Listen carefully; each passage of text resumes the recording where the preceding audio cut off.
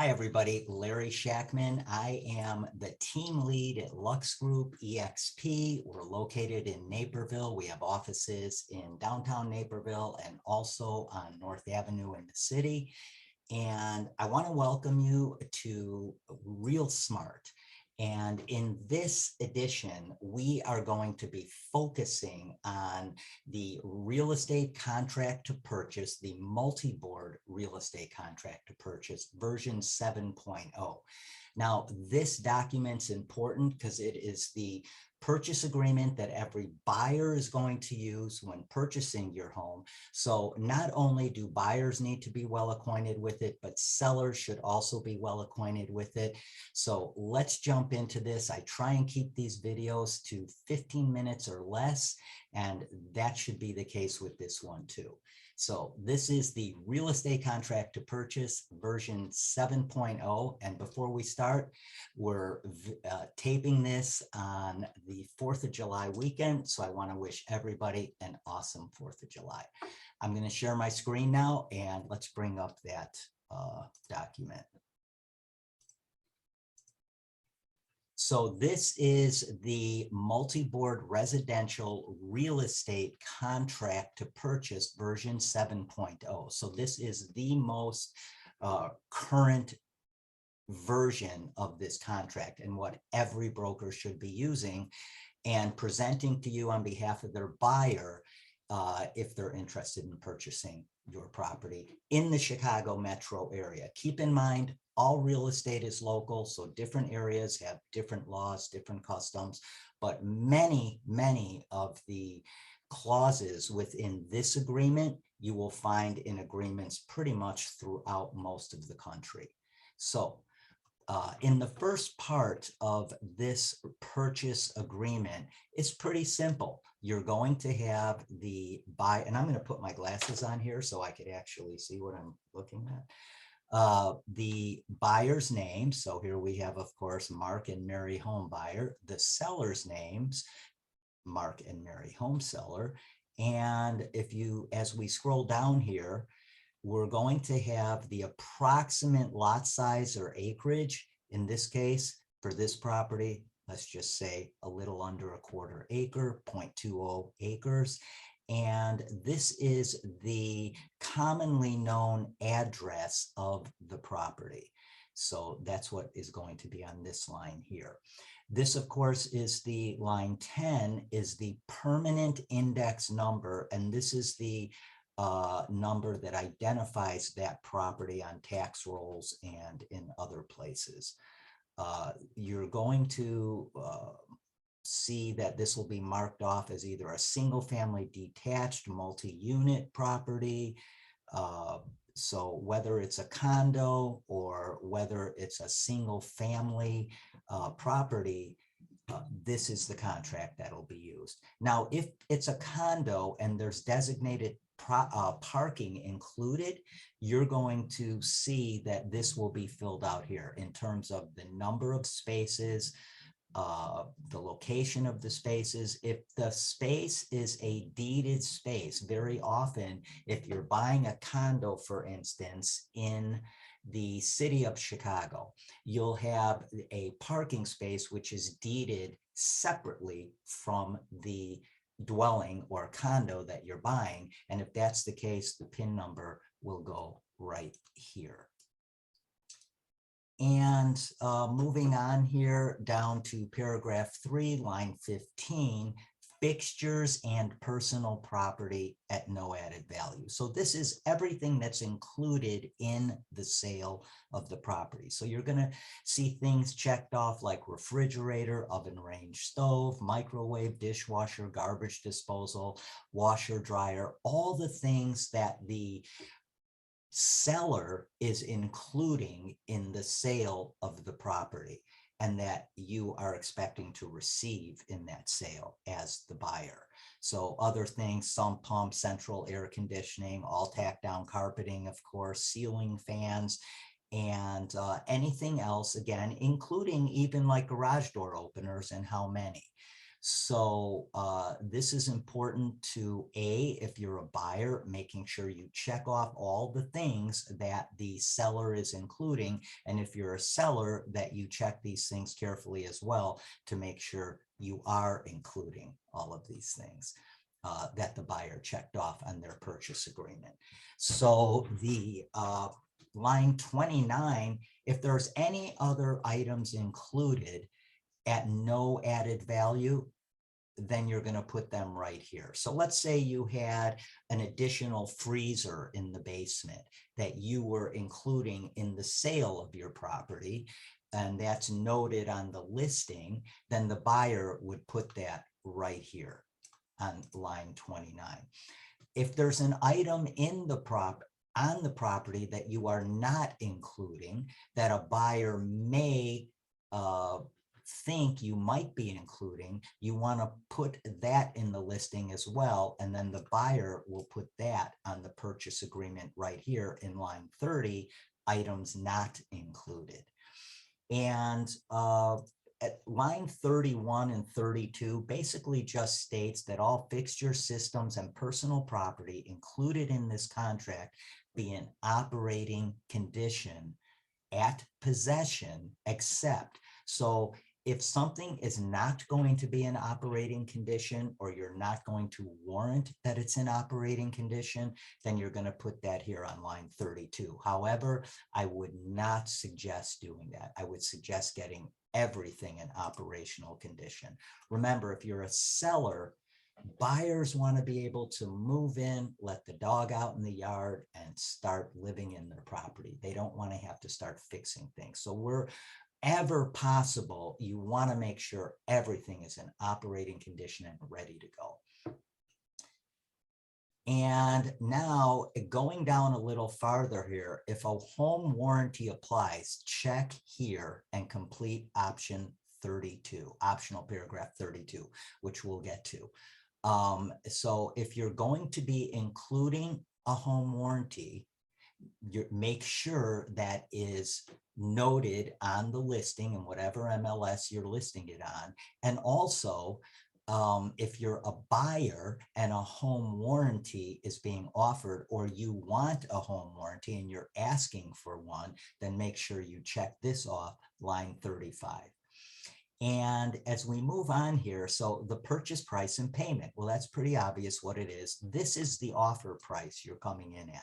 So for this particular property, the initial offer price was $450,000. That is what the buyer is willing to pay for the property.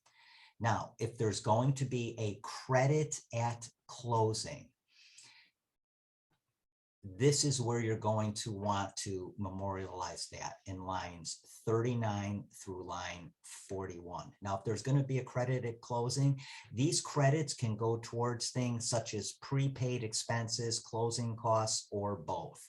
And you're going to want to drill that down with your broker, because in different areas, again, different customs, different laws, all real estate is local. In Illinois, it goes towards things like you could put it towards your inspections, you can put it towards your appraisals, you can put it towards pretty much anything that's a prepaid expense or closing cost. And regardless of what that is, you're going to put the amount that you're asking for here. So for instance, if it's a purchase price of $450 that you're coming in with, but you want a $5,000 credit to go towards your closing costs, then you would put that right here. Okay, so line 42, moving on, is going to concern itself with earnest money. And earnest money is the money that you're putting down as a buyer to show the seller good faith that you're serious. This is a great way to really strengthen your offer. Remember, this $10,000 goes towards the purchase of the property. In Illinois, you are not really in danger of losing that $10,000 if for some reason the contract doesn't come together after you deposit it with the seller. In Illinois, unless there is something very, very unusual, you're getting that $10,000 back. If for whatever reason you need to cancel this agreement, you may not agree with some of the inspection issues that came up, the seller may not agree to fix those inspection issues, or any number of other things. If the contract doesn't come together, you get that $10,000 back. However, the higher the earnest money payment, the stronger your contract and the more the seller feels like you're really in the game and you really, really want this property. So that's a great way to strengthen your offer if you're a buyer. And here it's just going to basically say when you're going to deposit that. So typically you want to deposit it within 1 day of the contract being accepted. So if you put an offer in on the 1st, it gets accepted on the 2nd, and the 3rd is a business day. You want to make every effort to get that earnest money payment into the seller. And typically the seller's broker will hold that earnest money payment in a special account on behalf of the buyer and the seller. And if, for instance, the contract falls apart for some reason and it doesn't stay together, then the seller and buyer will sign a mutual agreement to release the earnest money, and the earnest money will go back to the buyer. Okay, let's move on. At the bottom of the page, this is just simply where everybody's going to initial. So when the buyer first puts the offer in, they're going to have their initials here. When the seller accepts, they're going to put their initials there. At the bottom of each page is the address, again, of the property. And this is just, once again, showing that the seller's broker is going to hold the earnest money. Now, balance due at closing is the purchase price, plus or minus any prorations, less the earnest money, less any credits at closing if you asked for them. And of course, shall be payable in good funds at closing. The closing, line 49, this is simply going to say the date you are going to be closing on. So typically it's 10/25 or sooner. You don't typically have to put sooner in there because everybody knows real estate contracts are time is of the essence. So if both parties can close sooner and they agree to that, then you could certainly close sooner. If not, then according to this contract, you'd be closing on 10/25/22. Possession is typically at closing. Occasionally, you will have post-closing possession where you might give the seller a little more time to find their next property in a very hot market and a market where inventory is very low, like we have found ourselves in the last many months. Then very often you'll give the seller post-closing possession and give them a couple weeks or a month to find their next house if they need it. Not normally the case, but sometimes that is. Financing, this is going to let the seller know exactly what type of financing that the buyer has. So in this case, for instance, line 60, this is a fixed interest loan. It's a conventional loan. If it wasn't conventional, if it was FHA, VA, or USDA, one of these boxes would be checked off. But in this case, it is a conventional loan, fixed interest, and the loan is for 95% of the purchase price. So they're putting 5% down. And the interest rate is not to exceed 7%, and it's a 30-year loan. So it's being amortized over 30 years. And in this case, the buyer is paying no discount points. So this right here lets the seller know exactly what kind of financing the buyer has and gives them an idea of how they're going about purchasing the property. So as we scroll down here, we are going to hop right here to line 84, cash transaction with no mortgage. This just means that they're buying cash, all cash. And if someone's buying all cash, you're going to initial there if you're a buyer. As we move on, line 94, now cash transaction mortgage allowed. That might mean that someone's putting a percentage of that money down in cash, and they're going to mortgage a certain amount of it. But typically what that means is it's a cash transaction, but if the buyer decides to finance it, then that's okay. So that's really what that means. That's not typically the case. If someone's buying cash, they're going to buy cash. And if they're financing it, then of course they're going to fill out that previous paragraph. Let's move on and keep this going. Like I said, I like keeping these to like 15 minutes. So here in paragraph 8, line 110, this is going to just make everybody aware of the fact that prior to signing the agreement, prior to signing this purchase contract, the buyer has or hasn't received all of the different disclosures that are required here in Illinois. Now, remember, again, real estate is local. So in North Carolina, they may have additional documents that disclosures that need to be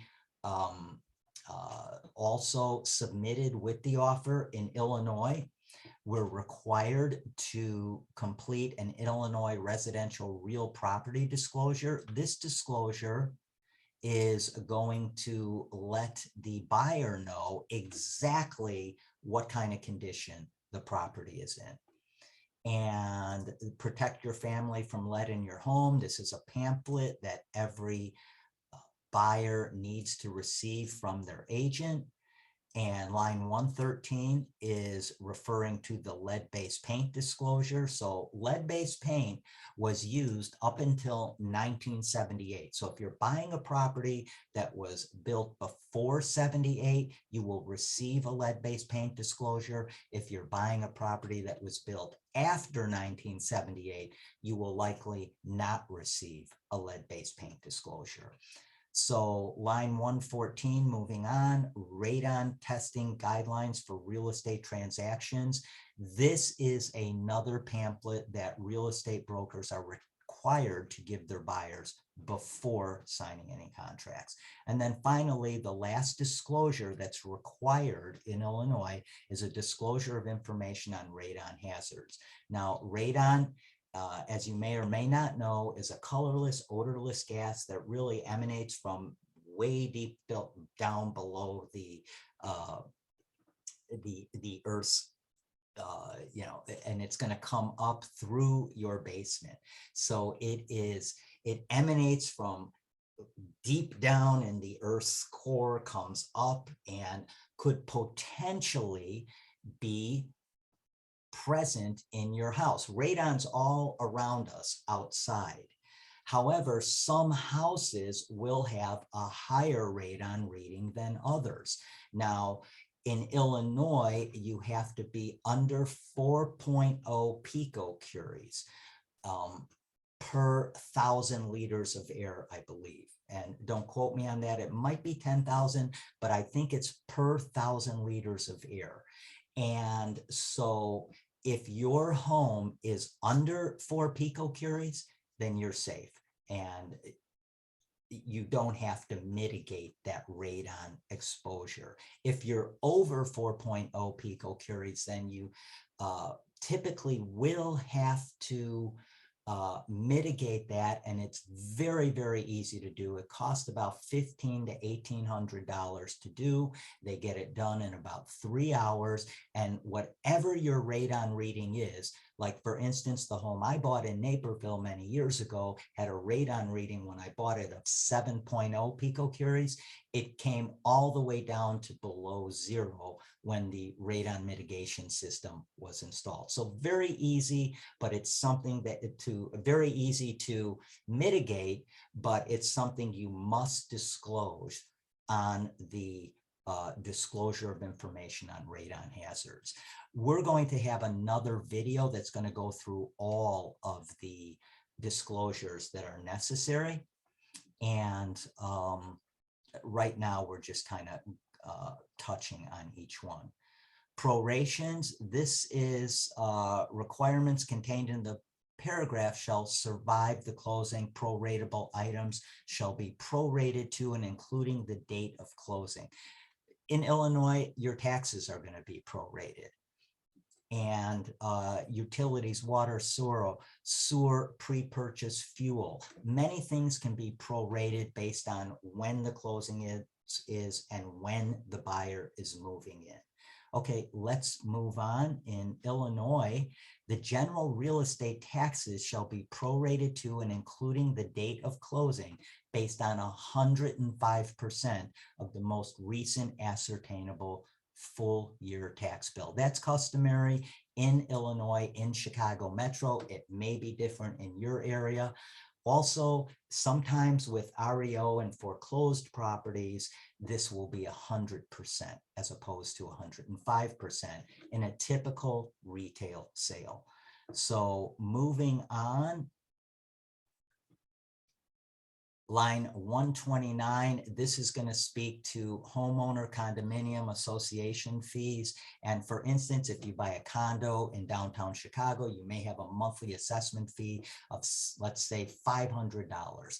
That might $500 per month. You're going to put that right here on line 130.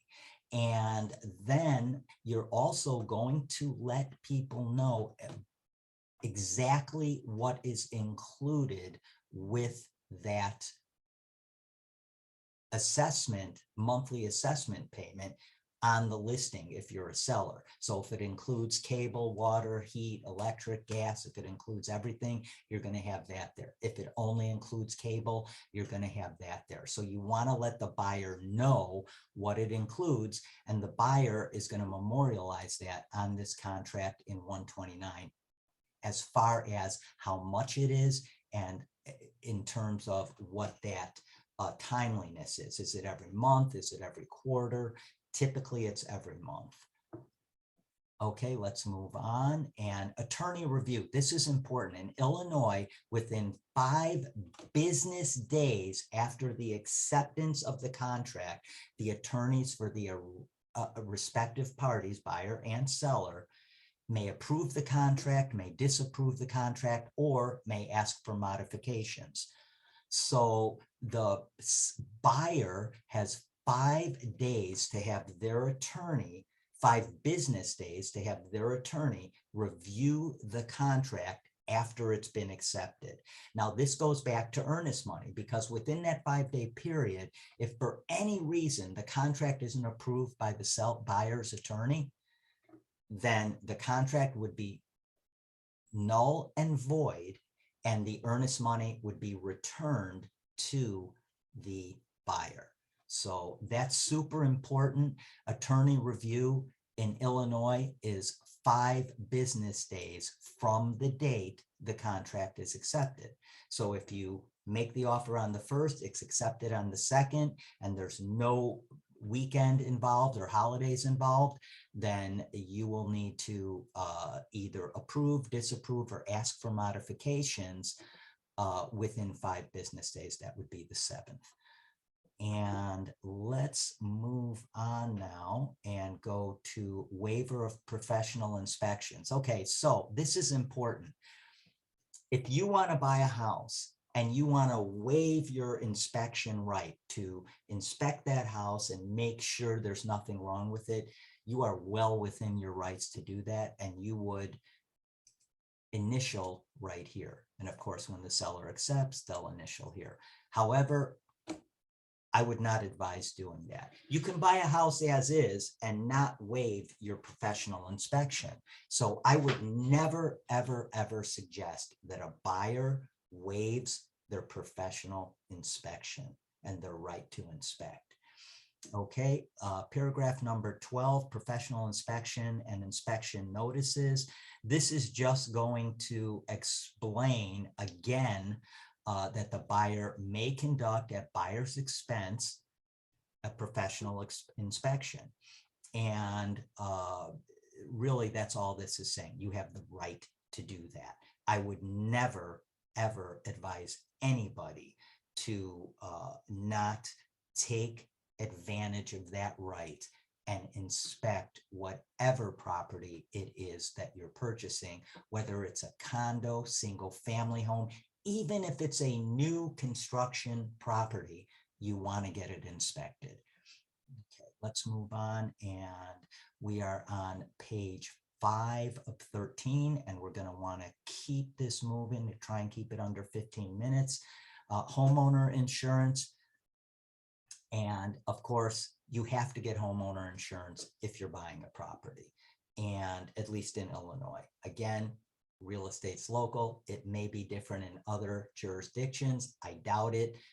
Most contracts are going to require you get homeowners insurance. Flood insurance is not always, it's optional and not always required, but it's something that you'll get based on where the property is located and if it's in a flood zone. Condominium, common interest associations. This is just referring to condos are often part of a homeowners association, which will have declarations and rights that you're going to want to review. The seller will need to provide the buyer with those declarations and rights of that HOA for the buyer to review and the buyer's attorney to review before closing. Okay, let's move on. This is just regarding the deed, and this is, again, the seller shall convey or cause to be conveyed to buyer or buyer's agent, buyer's designated, granted, good, and merchantable title to the real estate by recordable warranty deed. What this is saying is the seller needs to provide a clear, clean deed to the buyer. And I'm also a title agent, so I know a lot about this, and I'm going to be able to ensure and provide you with clear title on whatever property you're selling. So let's move on. Municipal ordinance, transfer tax, and government compliance. This is important because very often in many municipalities, like for instance, in Aurora, Illinois, when a seller sells a home, Aurora has what's called a transfer tax stamp. That transfer tax stamp is calculated by charging the seller $3 per every 1,000 of the purchase price. So let's say you're selling a home for $405,000. And the seller now will have to pay 3 times 405, 405,000. So per each 1,000, 3 times 405, which is $1,215. So the seller will have to pay the city of Aurora in advance of the closing $1,215. They will get a physical stamp to bring to closing, and they cannot close without that stamp in Aurora. So this is different in every municipality. So in Aurora, for instance, the seller pays the whole transfer stamp tax. In Chicago, the total is, I believe, $525, with the seller paying $1.75 and the buyer paying $3.50. So it's split up differently in different municipalities, but most municipalities have a transfer, or many have a transfer tax stamp. And you'll also have a transfer tax for the county, which is much less in most cases, but you want to be aware that these do exist, and these are things that you will have to pay either at or before closing. So the title, paragraph 18, is just once again saying the seller at seller's expense will deliver and cause to be delivered a clean title at closing. Of course, that a house cannot close without a clean title. There cannot be any clouds on the title or anything that would cause the buyer any pain if they bought this house without the title being cleared. Plata survey, very often you'll have a plata survey before you sell. If you don't, you can get one, and that is very, very easy to do, because when you get your property surveyed, you will get a plat of survey.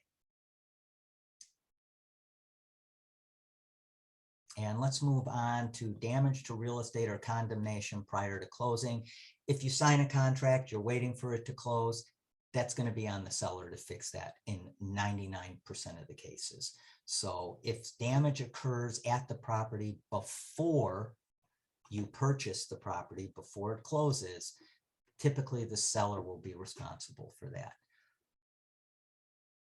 And let's move on. Condition of real estate and inspection. Seller agrees to leave the real estate in broom clean condition. What that means is the seller is going to get all of their personal property out of the property before closing, and they need to leave the property in broom clean condition. That means exactly what it says.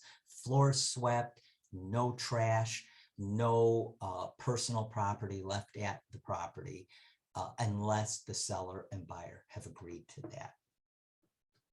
And these are going on to paragraph 22. These are just seller representations contained in the paragraph shall survive the closing. And that is, there's no pending rezoning, there's no additional assessments the buyer doesn't know about. In other words, the buyer has all the information, and that's going to continue on through and after the closing. Now, starting with line 296, this is what we briefly just touched on. For instance, line 297 states there are or are not improvements to the real estate which are not included in the full determination of the most recent tax assessment. So did the seller fix the property or improve the property, add a second floor, add an additional garage bay, add another bathroom, whatever that is not included in the most recent tax bill? So it either is or isn't, and you're going to indicate that here if you're a buyer. And a buyer is typically always going to put are not improvements to the real estate. And line 299, are or are not improvements to the real estate which are eligible for the home improvement tax exemption. That's something else you need to consider. And there is or is not unconfirmed pending special assessment, and also is or is not located within a special assessment area or special service area, which might mean if you're in a special service area that that property gets its water from another municipality. So typically not the case, but that's what these 4 lines are referring to. So let's move on and keep this going. Real estate tax escrow. This again just speaks to taxes, prorated taxes, and anything involving that. So when the amount of taxes to be prorated under this contract can be ascertained, the taxes shall be prorated by the seller's attorney at the request of either parties. That was the 105% tax proration that we briefly got into earlier in the contract. Business days and hours, obviously here it's defined as 8 a.m. to 6 p.m. Chicago time. That's the market we're in. That's what this contract is referring to. Electronic or digital signatures are acceptable in Illinois. Again, all real estate local, make sure that's the case in your municipality. Almost across the board, electronic signatures and initials are acceptable. Direction to escrowee. This is if you're closing in escrow, or in Illinois, for instance, we go to a closing, we close, and this is just direction to that escrowee. 27, notice except as provided regarding the manager service for kickout notices. A kickout notice is only if somebody else if a buyer put an offer on a property that's based on some contingency like for instance, a contingent to sell their property first before they purchase this property, the seller has a right to kick the offer out if a better offer comes in without contingency within a certain amount of time that the buyer and seller agrees to, excuse me. So let's move on here. Performance, all real estate contracts are time is of the essence. That means when you're performing, you gotta do it quickly. Time is of the essence in all real estate contracts. Confirmation of dual agency. This is, in this case, the buyer giving the broker that's representing them the opportunity to be a dual agent. That means represent the buyer and seller at the same time. I have done this in the past. When I do this, if I'm representing the seller, but I'm bringing a buyer to the table, I'm going to let another agent negotiate on behalf of that buyer because I am representing the seller's best interest. Sale of buyer's real estate. This is, we briefly talked about that kickout clause. Well, this is what it's referring to. So if the buyer is purchasing this property based on the fact that they have to sell their current property before they buy the property they're placing an offer on, then this clause will be filled out, this paragraph 30. And of course, other contingencies are almost always involved in a real estate contract. So you're going to let the seller know when filling this clause out, clause 30, right here, if you've entered into a contract to sell the buyer's real estate. So are you selling a home now?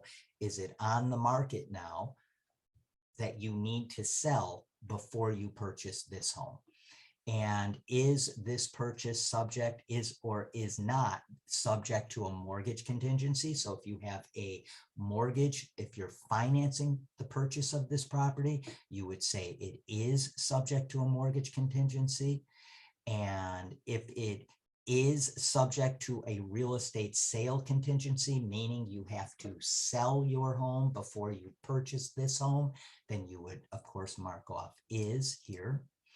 And if it is or is not subject to a real estate closing, in other words, you have to close your current property before you purchase this property, then you would check that off here. In other words, you need the funds from your sale to purchase your new property, then you would check that off here.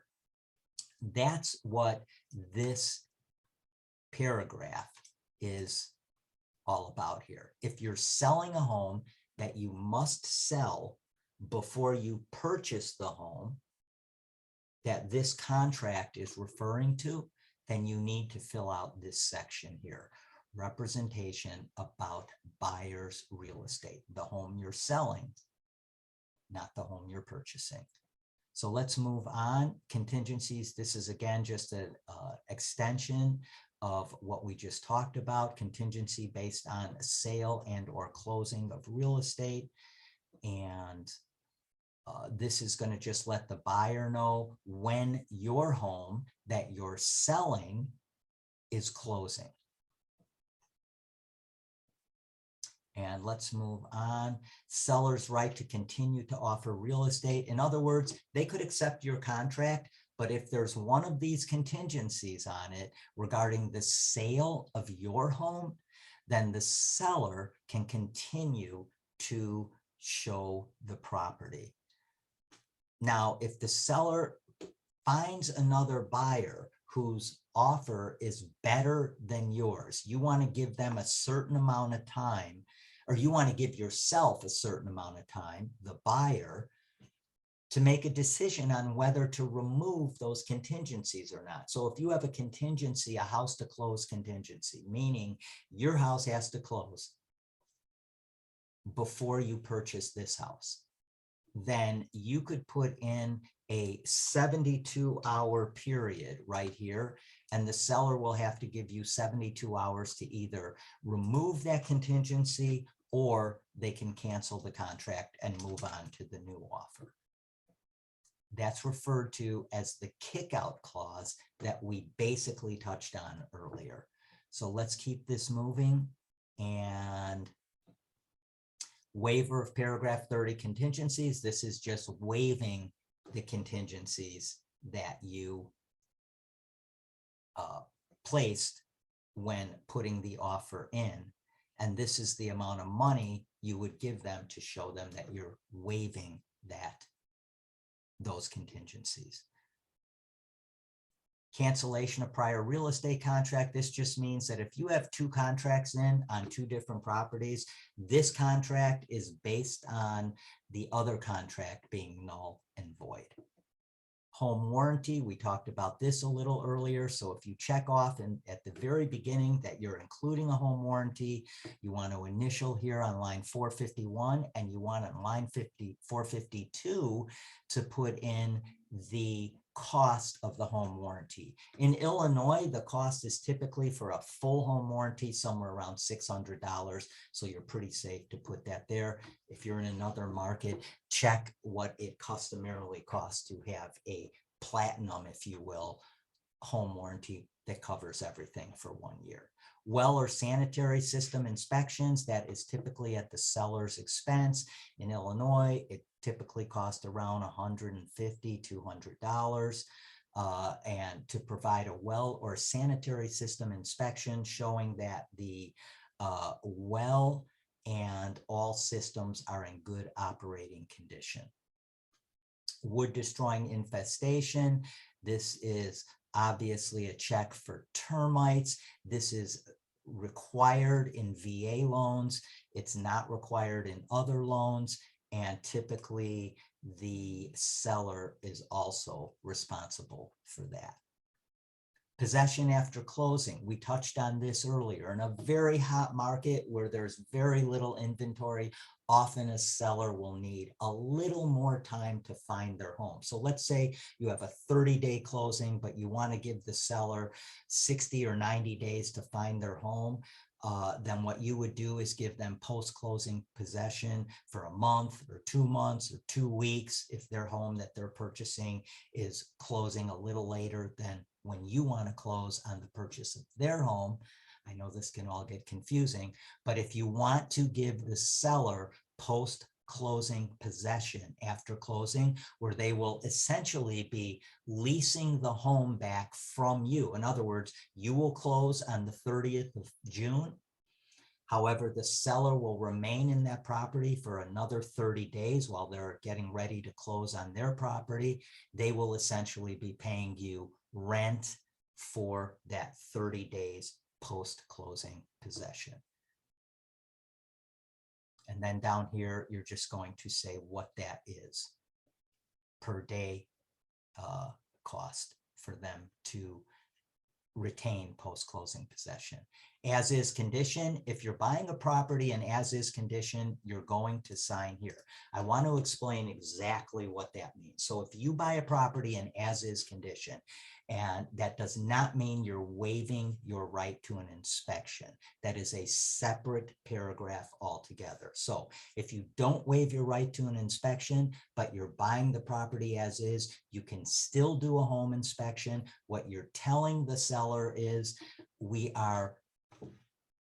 our idea is to buy your home as is. We're not going to nickel and dime you for every little thing that might come up on an inspection, because every home has issues that come up. Whether it's as simple as a GFI, or whether it's as simple as, or whether it's something like having radon mitigated. Something is going to come up in that home inspection. What you're telling the seller when you're buying it as is you're not going to nickel and dime them for every little thing. But if something major comes up and you've initialed here by line 484, paragraph 36, that your intention is to buy the home as is, but something major comes up that you want the seller to fix, and they say, no, we're not going to fix it, then you can consider this contract null and void and get your earnest money back. I hope that makes sense. If it doesn't, text me, call me, and I'll explain it further to you. Specified party approval, paragraph 37, line 498. What this is referring to is if you're buying the property, but it's based on the approval of another party. Attachments, any attachments that anything that's attached to this contract that isn't customarily attached to it, you would put here. Miscellaneous provisions, line 39. You're going to check any of these off that would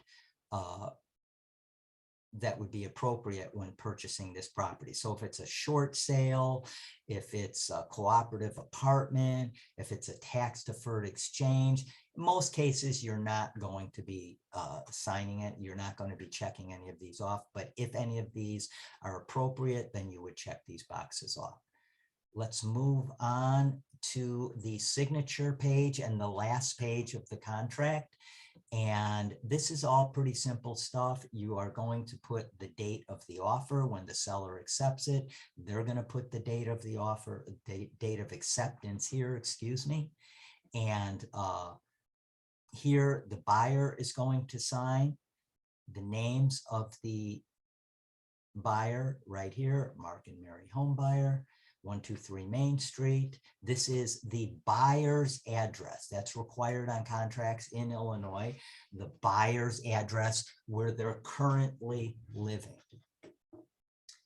And here's the buyer's phone number and the buyer's email address. Not always necessary. I try and fill the contracts out completely all the time because at some point somebody's going to need that information. Continuing on, you're just going to put the buyer's brokerage. In this case, that would be my brokerage, eXp Realty, the MLS number, state license number, all the information relating to that brokerage. I am the designated agent if I'm representing you as a buyer, so my name would go here with my information below it. The buyer's attorney will also be present on the agreement, and also all of their contact information as well as if the property is being financed, then all of the information about the company, in this case, Guaranteed Trust, the mortgage officer, loan officer, John Nolden, and all of the, of course, contact information.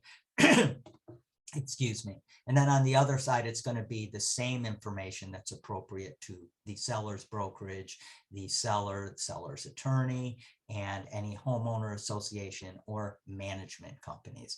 At the bottom of each page, except the final signature page, which both parties are going to initial, at the bottom of each page, you'll notice all parties will also initial at the bottom of each page, other than the final page.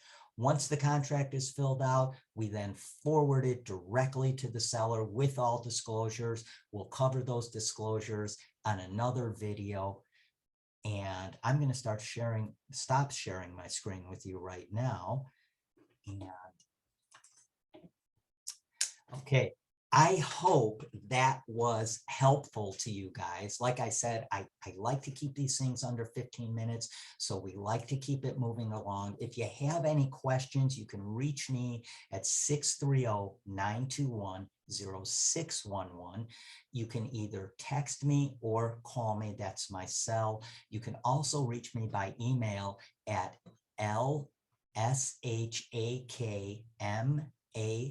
so my first initial, last name, L Shakman at reo-property.com. L Shakman at reo-property.com. So I hope this was helpful, guys. Again, give me a call if you have any questions on it. My name's Larry Shakman. I'm the team lead at Lux Group at eXp.